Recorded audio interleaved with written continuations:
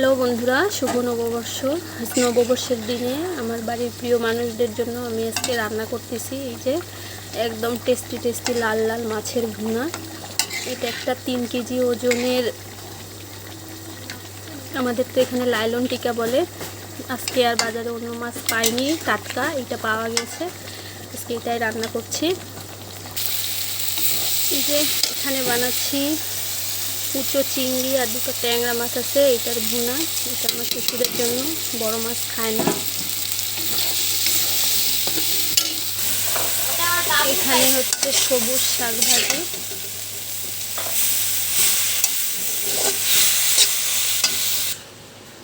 এখানে হচ্ছে ডাল খাওয়ার জন্য, তারপরে কাটবো এই যে সালাদ, শসা আছে, লেবু আছে।